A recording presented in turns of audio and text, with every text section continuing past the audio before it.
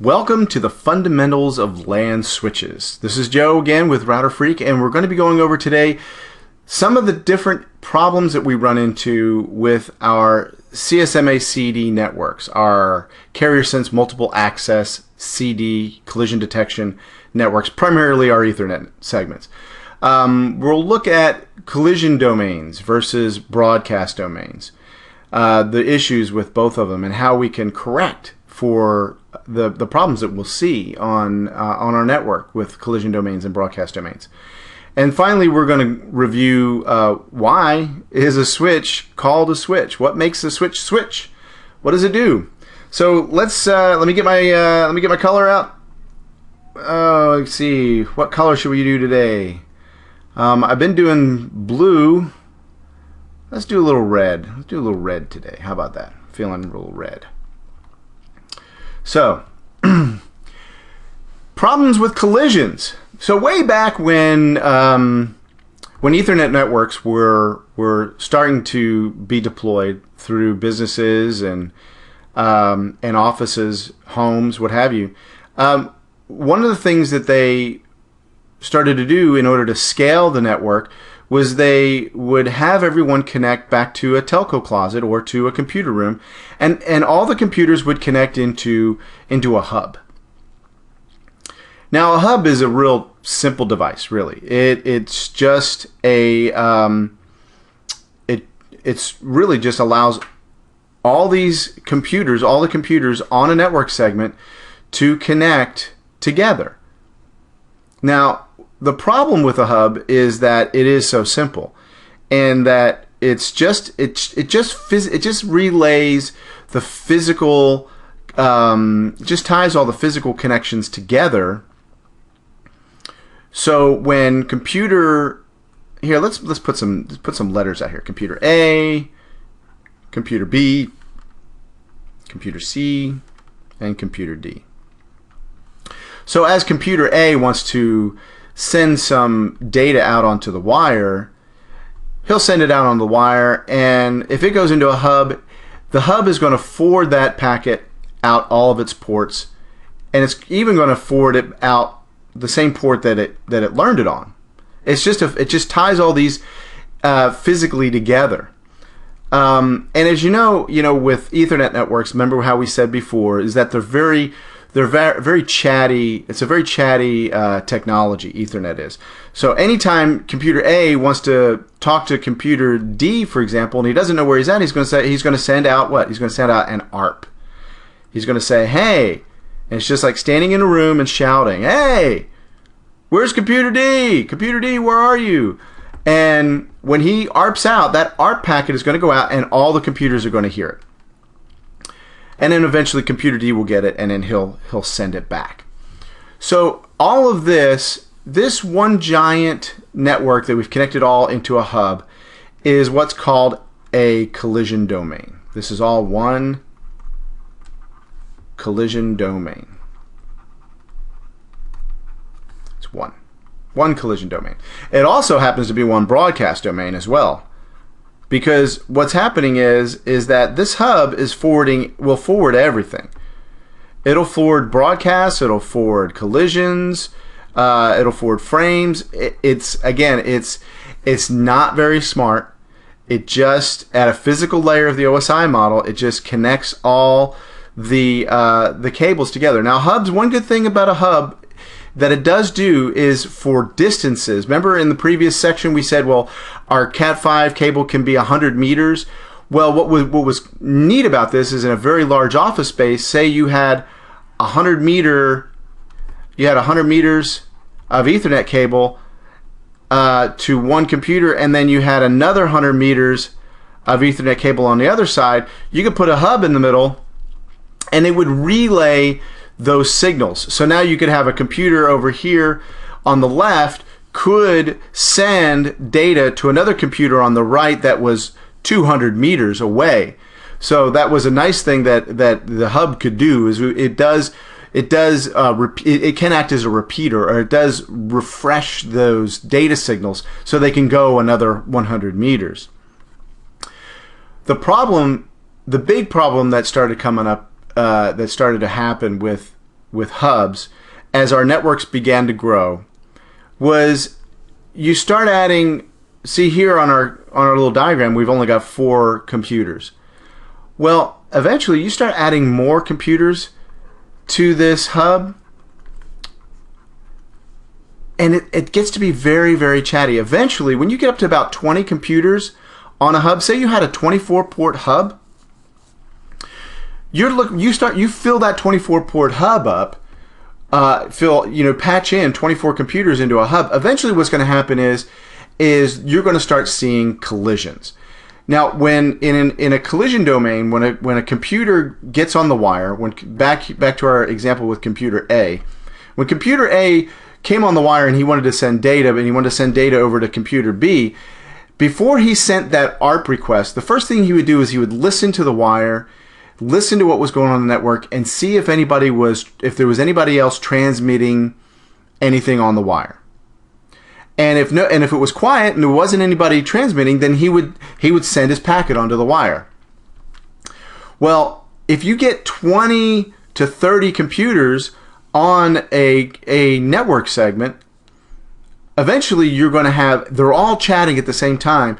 Computer A may listen and there isn't anybody chatting on the wire. There's a quick break in the conversation. He's going to put his packet on the wire, and then all of a sudden computer B does the same exact thing, listens, doesn't hear anybody speaking, so he puts his packet on the wire. Boom, they got a collision. And then what will happen in your hub, what you'll see is a big red light that pops on in your hub that will indicate that you've got a collision on your network. So the next thing that happens when a collision occurs is that computer B that sensed the collision will then turn around and sends what is called a jam signal. And what this jam packet does is it gets flooded, again, just like all the other packets, to all the computers that are on the network, and they all stop sending. They all stop sending, and then in every NIC, every single network card, is a random timer. And every single computer that received that jam, they'll stop sending, and this random timer will kick in, and they'll all start sending again, randomly, back onto the wire. Actually, that's not true. Well, there'll be a jam clear. There'll be a jam clear packet, I think, that's sent, and then they'll all randomly begin to start sending again on the wire. But the thing is that the thing that you need to understand is, even though they'll all randomly start sending again, with so many computers on the wire, they'll collide again. The packets will collide again because you've got one collision domain and so many people speaking. Again, think of this as a big room, right? If it's just you and I in a room and we're having a conversation, well, we're just having a simple conversation. Then add 2 more people in the room and they're having a conversation. It gets a little bit harder to have that same conversation. Then have 2 more people and 4 more people, until next thing you know, you're in a room with 20 to 30 other people, each trying to have a conversation. Eventually, you can't hear, because everybody's trying to talk over everybody else.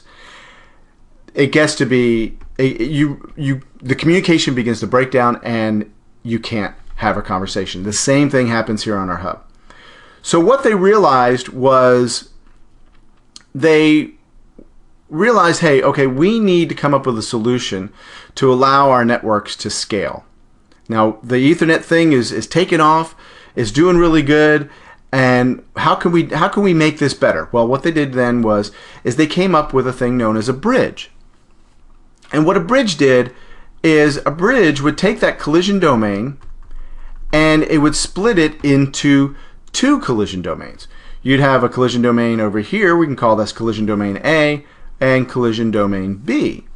Now you have those same 20 computers, say, if you had that, they'd be split to 10 and 10. 10 on the left, 10 on the right. And now what would happen is if computer A, let's label our computers again, because I like my little letters, computer A, B, C, and D.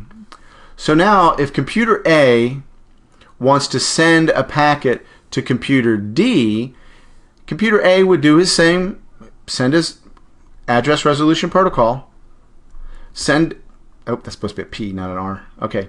Address resolution protocol would send a packet over to the bridge.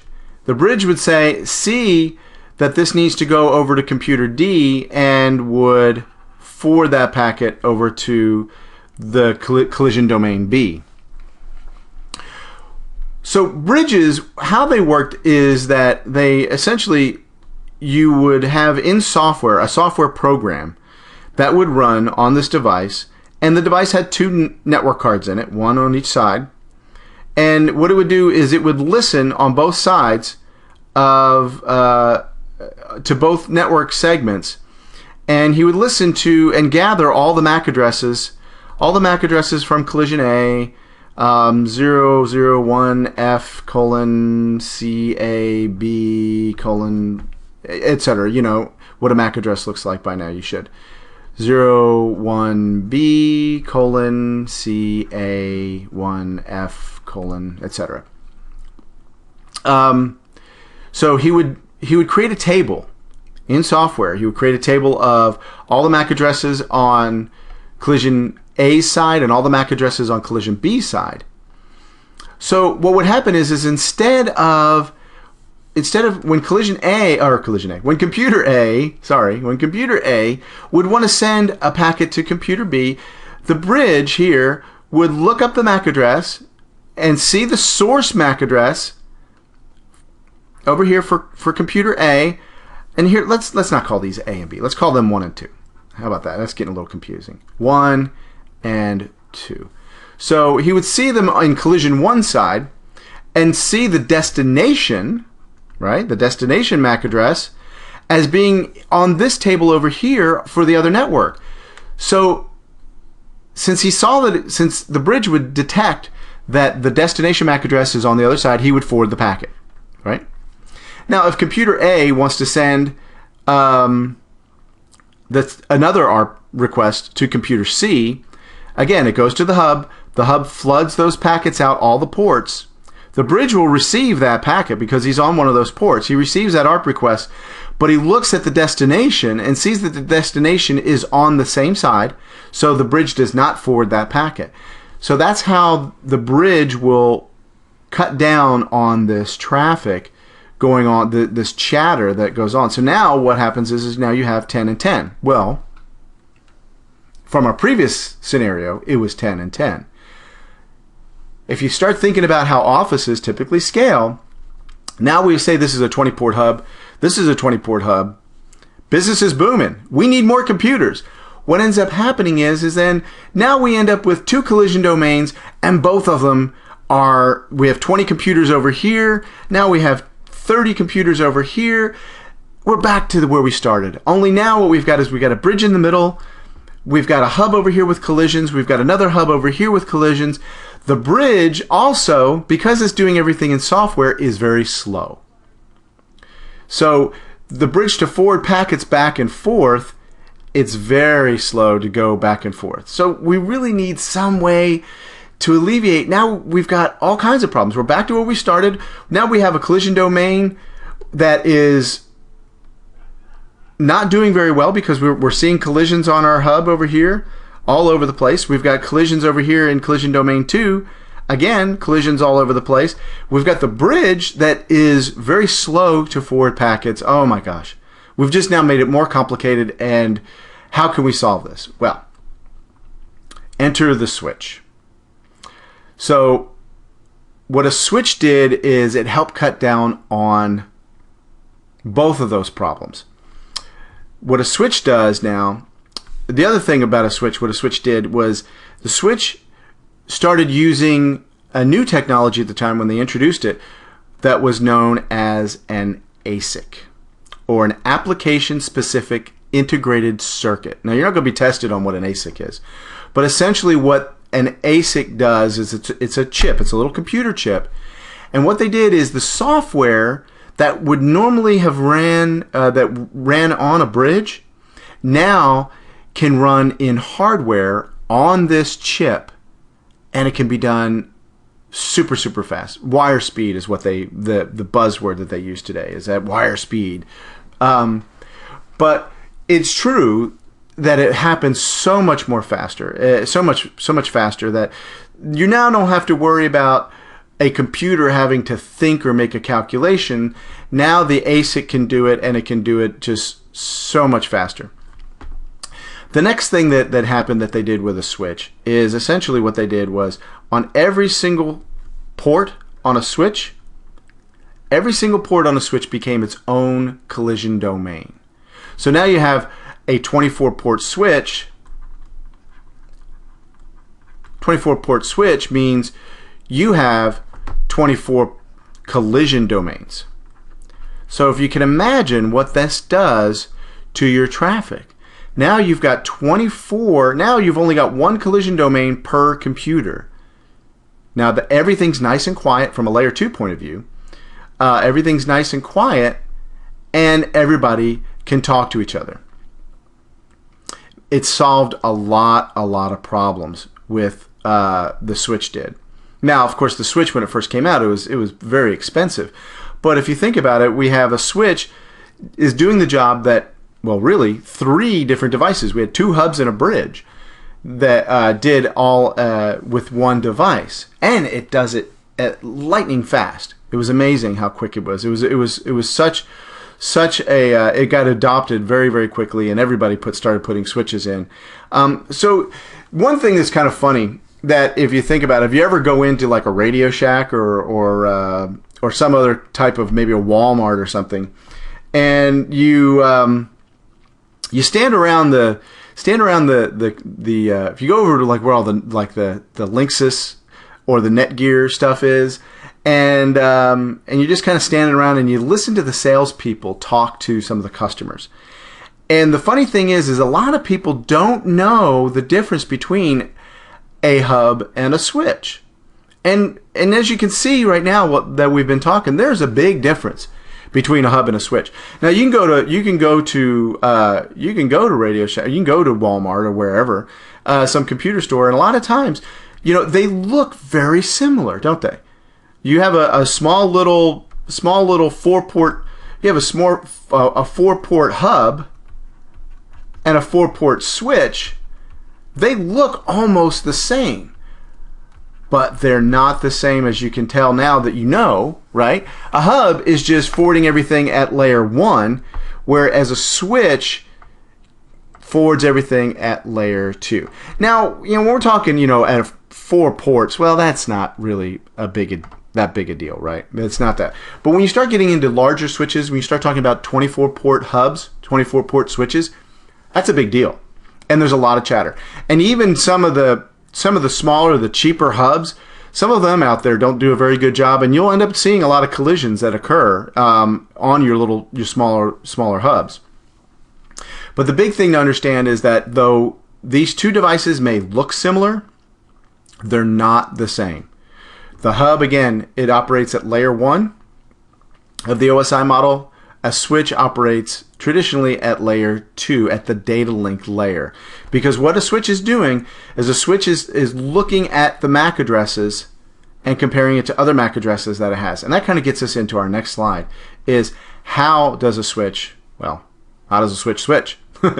So remember how we were talking about before with a bridge, where we had a MAC address on one side in one collision domain and a MAC address in another collision domain. Well, now we've got 24 different collision domains. Well, a switch manages this through what's known as a CAM table. And CAM is an acronym. It stands for Content Accessible Memory. And essentially it's just a table that runs in memory, in RAM. And when a switch comes online, what he does is he will build a table of ports to MAC addresses. So he knows that on port 1, so let's look at this. So we have 001FD. So that's this computer here. So if we label our computers, let's see, computer A, computer B, computer C, computer D. Oh, D, hello, D for dog. So computer B is plugged into port 1. Look at this MAC address, 0025. That's computer A is plugged into port 2. C0CB, that's computer D, he's plugged into port 3. And computer C is plugged into port 4. And we can see that if we look at the CAM table, we can look and we can see where everybody's plugged into, right? And the switch, what the switch will do when a switch comes online, since our networks are so chatty and they're so gabby, he'll build a table, a CAM table. He'll fill his CAM table to know who's on, which MAC addresses are on which port. So then what happens is then when computer B comes online and he sends an ARP request for a destination MAC address of C0CB, well, the switch will look up and says C0CB, that's port 3. All right, I don't even have to do anything. I'm forwarding that packet right over to computer D because he's on port 3. Now computer A does the same thing, and computer A needs to talk to C0CB too. The switch does the same thing. We creates a forwards that packet from port 2 to port 3.